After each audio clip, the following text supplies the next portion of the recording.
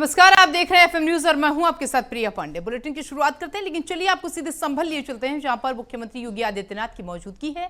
क्या कुछ वो जनता को सौगात दे रहे हैं, सुनते हैं। करोड़ रुपए की लागत की इन परियोजनाओं के लोकार्पण और शिलान्यास कार्यक्रम में मंच पर उपस्थित भारतीय जनता पार्टी के प्रदेश के लोकप्रिय और कर्मठ अध्यक्ष, इसी माटी के सपूत चौधरी भूपेंद्र सिंह जी, उत्तर प्रदेश सरकार में मंत्रिमंडल के मेरे सहयोगीगण, इस चंदोसी विधानसभा क्षेत्र की लोकप्रिय विधायक, प्रदेश की माध्यमिक शिक्षा की मंत्री श्रीमती गुलाब देवी जी, प्रभारी मंत्री श्री धर्मवीर प्रजापति जी, उत्तर प्रदेश सरकार में कृषि और कृषि शिक्षा के राज्य मंत्री सरदार बलदेव सिंह ओलख जी, क्षेत्रीय अध्यक्ष पश्चिमी क्षेत्र श्री सत्येंद्र सिसोदिया जी, क्षेत्रीय अध्यक्ष ब्रज क्षेत्र श्री दिग्विजय सिंह साक्य जी, भारतीय जनता पार्टी के जिला के अध्यक्ष श्री हरेंद्र सिंह जी, जिला प्रभारी से हेमंत राजपूत जी, जिला पंचायत अध्यक्ष श्रीमती अनामिका यादव जी, विधान परिषद के माननीय सदस्यगण श्री जयपाल सिंह व्यस्त जी, डॉक्टर हरि सिंह ढिल्लो जी, सत्यपाल सिंह सैनी जी, पूर्व विधायक से जीत सिंह राजू यादव जी, पूर्व एमएलसी श्री परमेश्वर लाल सैनी जी, केला देवी मंदिर के सम्मान्य श्री महंत विशिराज गिरी जी, क्षेत्रीय महामंत्री हरीश भाटी जी, भारतीय जनता पार्टी के हमारे सभी पदाधिकारीगण, भारी संख्या में संभल की इन परियोजनाओं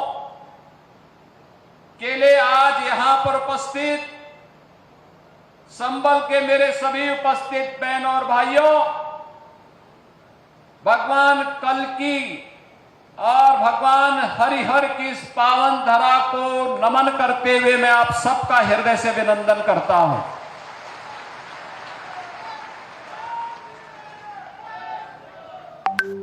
आप सभी को इन परियोजनाओं के लिए हृदय से बधाई भी देता हूं और रक्षाबंधन और श्री कृष्ण जन्माष्टमी के पूर्व मिलने वाले इन उपहारों की शुभकामनाएं भी देता हूं।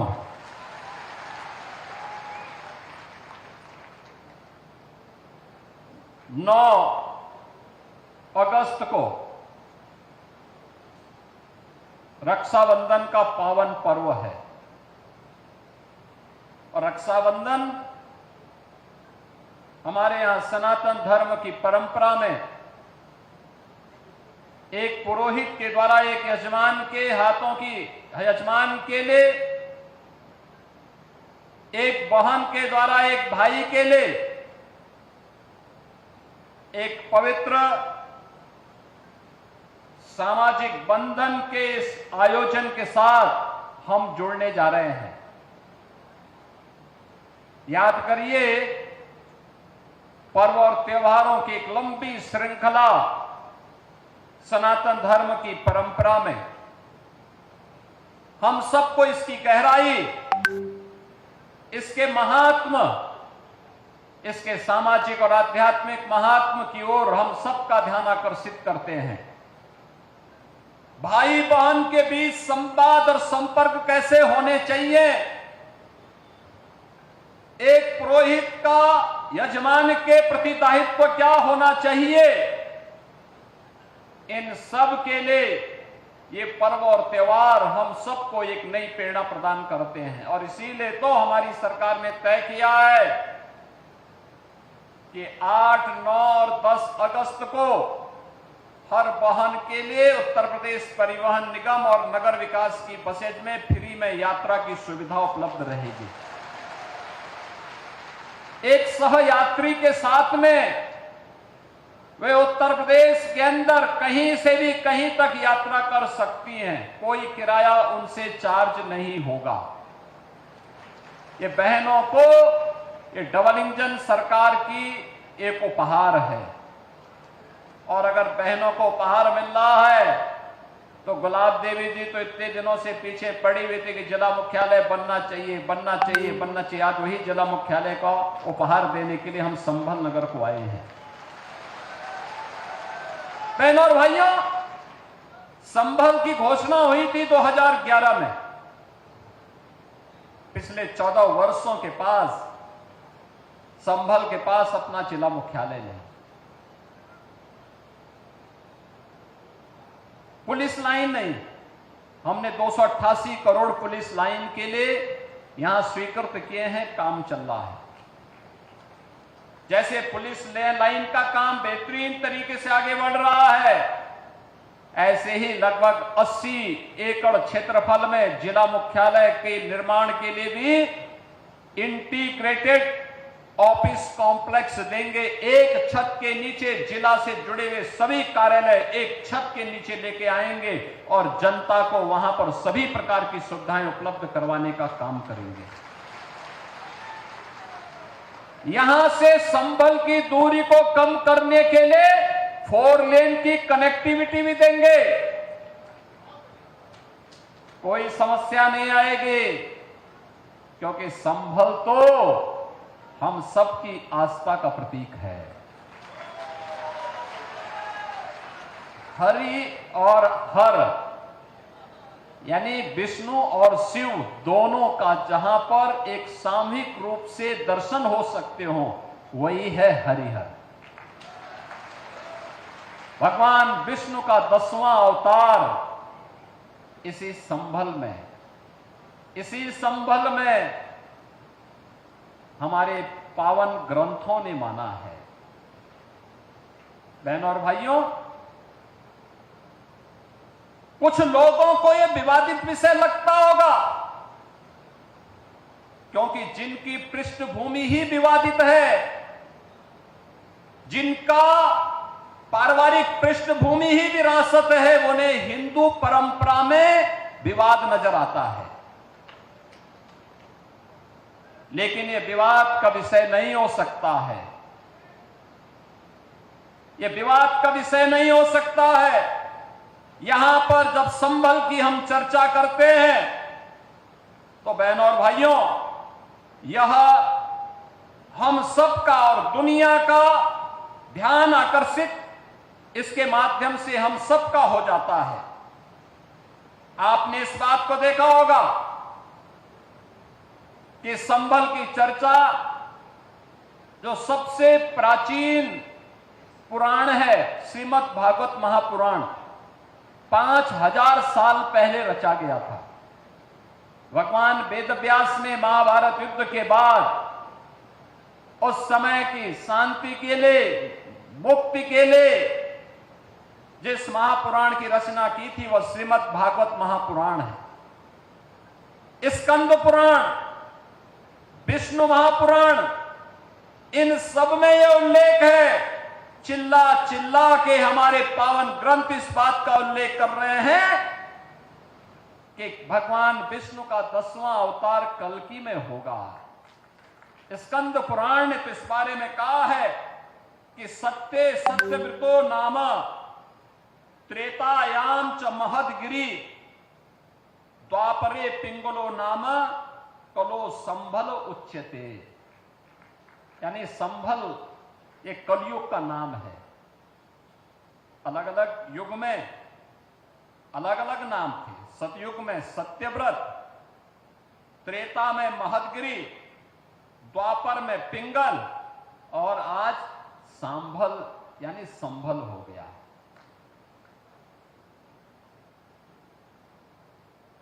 ये स्कंद पुराण कहता है। और पुराण के ही इसी प्रसंग को अगर आप ध्यान में रख करके देखेंगे तो वही प्रसंग हम सबका ध्यान आकर्षित करते हैं।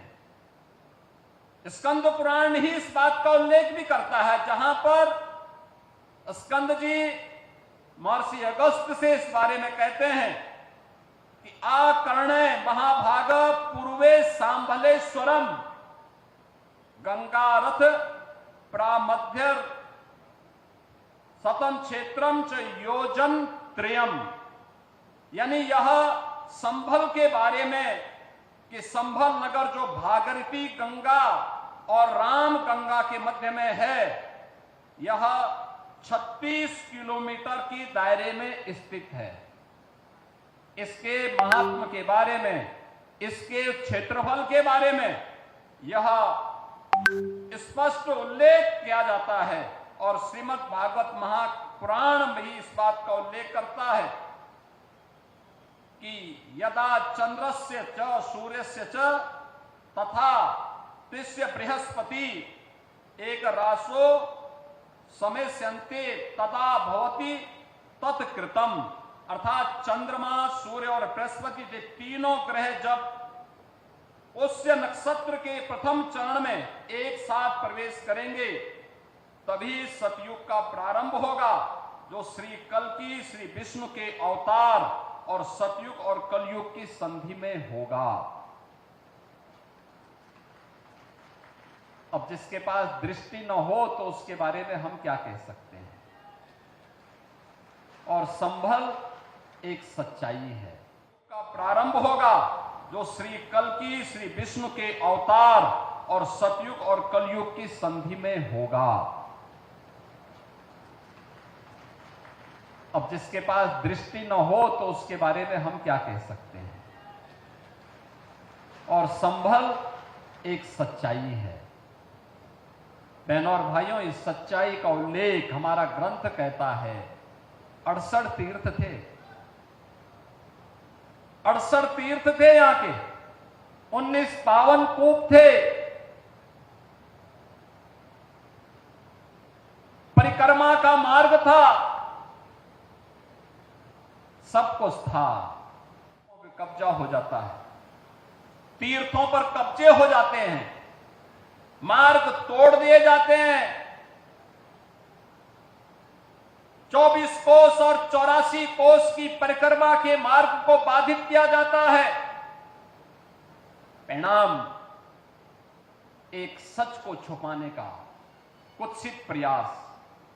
लोक माता अहिल्याबाई होलकर ने अपने समय में इन तीर्थों का पुनरुद्धार किया था। उन्होंने उस समय जब काशी विश्वनाथ मंदिर के पुनरुद्धार का कार्य लोक माता अहिल्याबाई होलकर ने किया था, उसी समय भगवान सोमनाथ के मंदिर का, चाहे भगवान सोमनाथ का मंदिर सौराष्ट्र गुजरात का हो या काशी में भगवान विश्वनाथ का मंदिर, ये क्रूर आक्रांताओं के बर्बरता के शिकार हुए थे।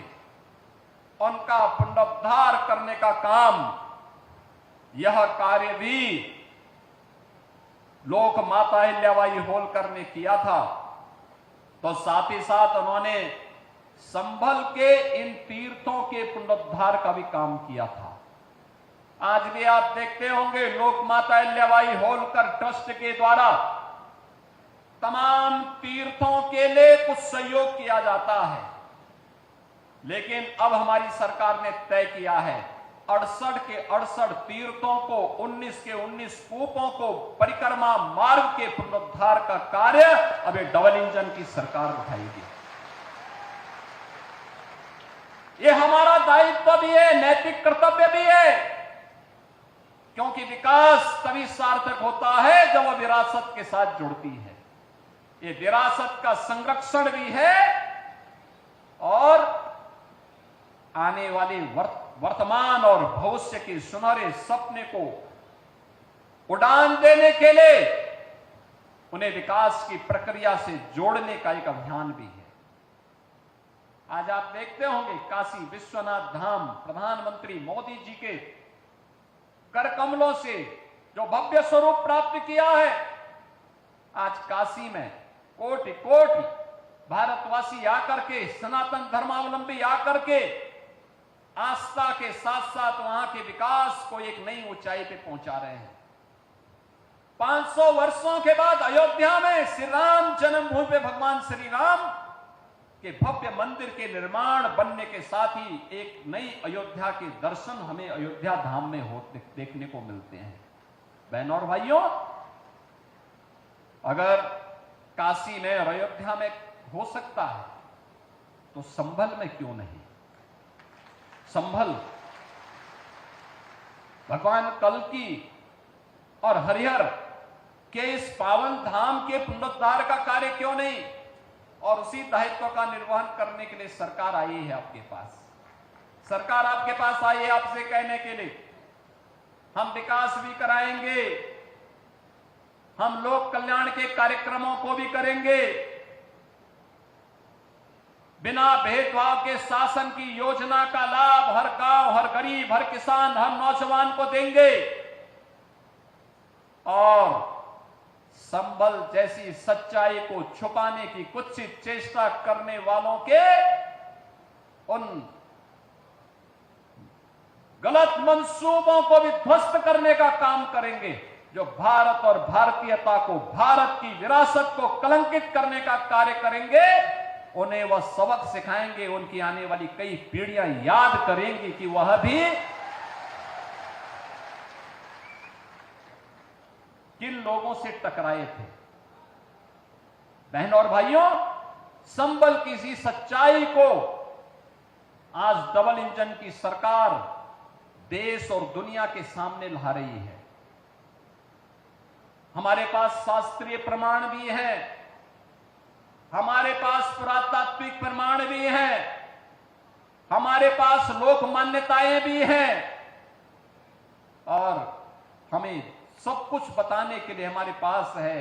और पुनरुद्धार के उस कार्यक्रम को जिस स्तर पर आगे बढ़ाने का काम हुआ है, आज उसी को एक शुभारंभ करने के लिए मुझे सावन मास में, देखो विष्णु का अवतार है, होने वाला है, तो भगवान विष्णु की इस संभावित अवतार की भूमि को, भगवान कल्कि की इस पावन धरा को श्रावण मास में, यानी भगवान शिव का महीना है, तो हरि का भी और हर का भी एक साथ समन्वय आज यहां पर हो रहा है। इसलिए हम लोग आज यहां पर आए हैं। जो योजनाएं हम लेके आए हैं, तो एक छोटी सी झलक है इसकी, एक छोटी सी झलक है। ये कार्य युद्ध स्तर पर आगे बढ़ेंगे। जितना बड़ा पुलिस लाइन, जितनी बड़ी पुलिस लाइन बनेगी, उतना ही बड़ा जिला मुख्यालय भी यहां पे बनेगा। इंटीग्रेटेड कॉम्प्लेक्स होगा, एक छत के नीचे सभी समस्याओं का समाधान। जनता जनार्दन को, संभल वासियों को कहीं दौड़ धूप करने की आवश्यकता नहीं पड़ेगी। वैसे भी चंदौसी तो हमारा वैसे पहले से ही ये मान्यता प्राप्त है कि ये मिनी काशी है, छोटी काशी के रूप में उसकी मान्यता है। लोग वृंदावन के रूप में, काशी के रूप में बड़ी मान्यता के साथ, बड़ी श्रद्धा भाव के साथ वहां की पर सैकड़ों की संख्या में बने हुए मंदिरों में दर्शन करने के लिए आते हैं। चंदौसी में एक बार आना भी है मुझे, वहां पर बजरंगबली का एक बड़ी मूर्ति भी बनाई हुई है। बहनों और भाइयों, विरासत को विस्मृत करके कोई भी समाज आगे नहीं बढ़ सकता, नहीं बढ़ सकता। और संभल किसी सच्चाई को हम बताने के लिए आपके बीच आए हैं। याद करना, संभल के साथ क्या नहीं हुआ आजादी के बाद भी, क्या नहीं पाप कांग्रेस और समाजवादी पार्टी ने किया। कांग्रेस यहां सामूहिक हत्या करवाती थी और समाजवादी पार्टी उनके चेले के रूप में उनके पाप पर पर्दा डालने का काम करती थी, हत्यारों को बचाने का काम करती थी। यही तो हुआ था संभल में, यही तो हुआ था आजादी के बाद में जो कत्लेआम हुए थे। क्योंकि अगर ये सच्चाई सामने आ जाती तो उनको वोट बैंक खिसकने का भय था। हम लोग वोट बैंक के लिए नहीं आए हैं, हम तो विरासत का संरक्षण करने के लिए आए हैं। वोट बैंक नहीं, ये विरासत का संरक्षण है। हम विकास को जोड़ने के लिए आए हैं। हर उत्तर प्रदेश वासी का विकास पर पूरा अधिकार है। विकास से उन्हें वंचित करके ये बांटने वाले लोग गरीबों के हक पे डकैती डालते थे। गरीब को राशन नहीं मिलता था, गरीब को मकान नहीं मिलता था, बेटी की शादी के लिए अनुदान नहीं मिलता था, एक गरीब को स्वास्थ्य की सुविधाएं नहीं मिलती थी, गरीब बच्चा स्कूल में जाता था, न शिक्षक होता था, न बुनियादी सुविधाएं होती थी, बेटी असमय स्कूल छोड़ने के लिए मजबूर होती थी क्योंकि विद्यालय में न पेयजल की व्यवस्था थी, न शौचालय की व्यवस्था थी।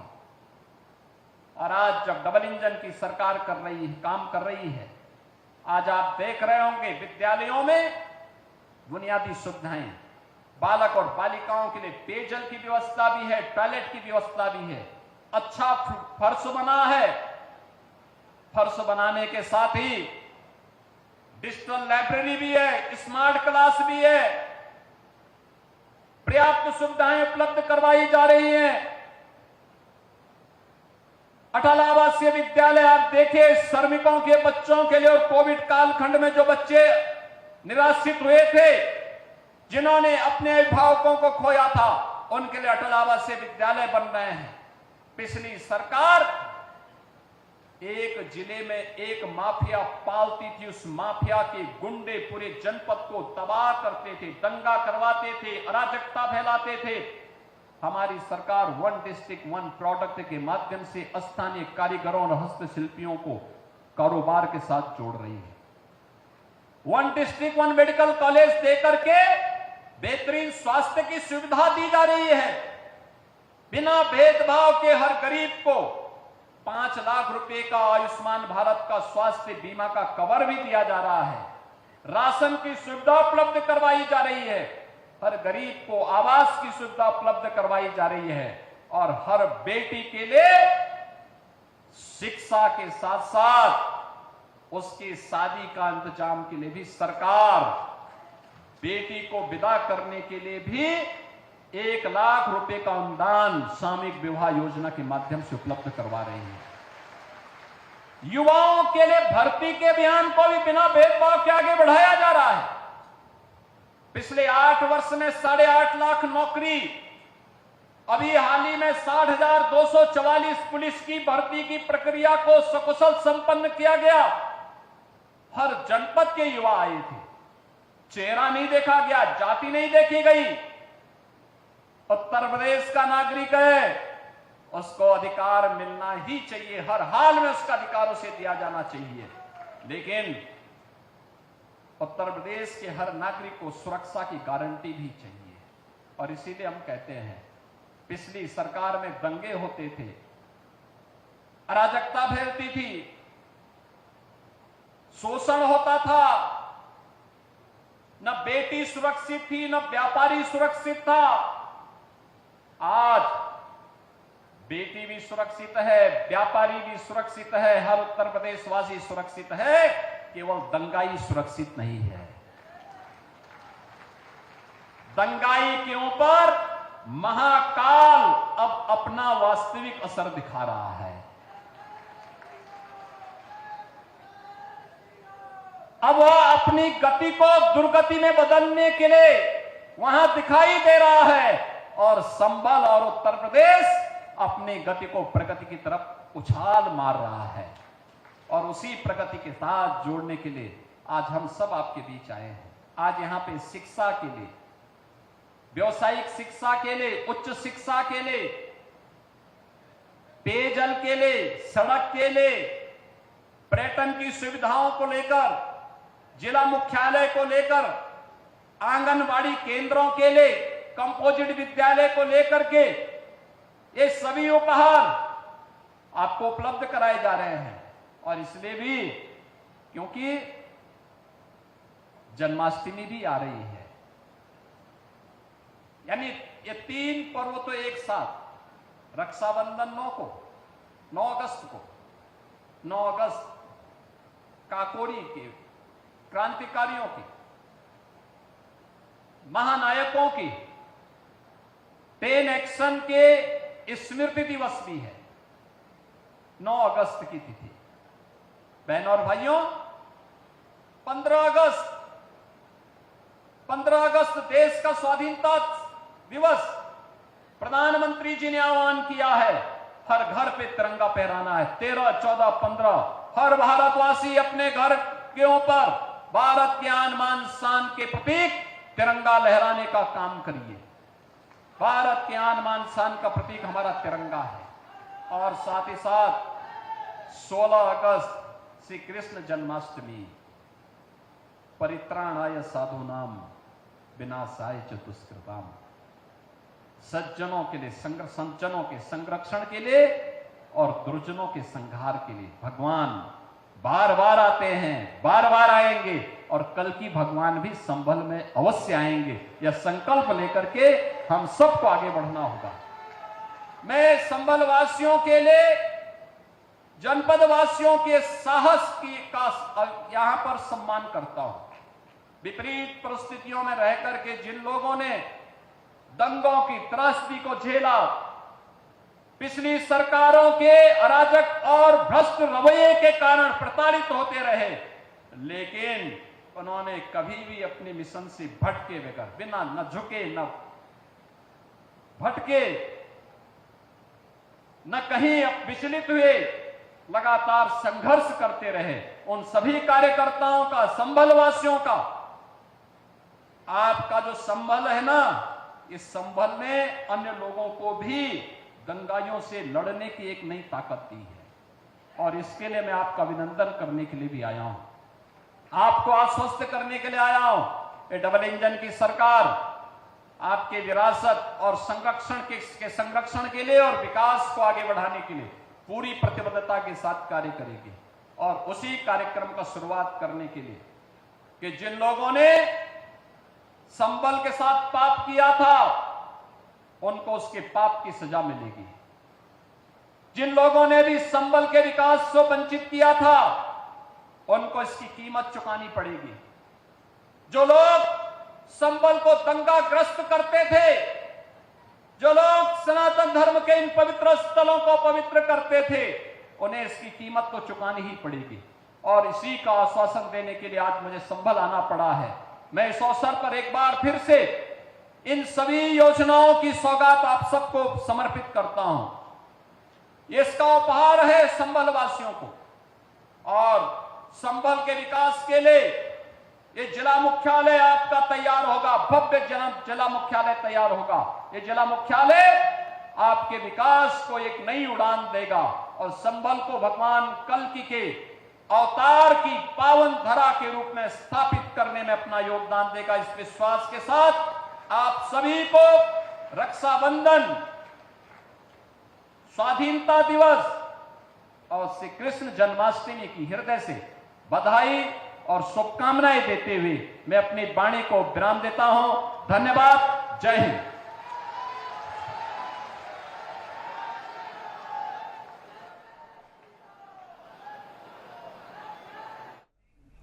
तो आप सुन रहे थे मुख्यमंत्री को, जहां पर वो संभल पहुंचे, करोड़ों की उन्होंने सौगात दी और इसी के साथ उन्होंने ये भी कहा कि अब संभल बदलेगा। संभल की जनता को अब जो समस्याएं होती थी, अब उनको कोई भी समस्याओं का सामना नहीं करना पड़ेगा।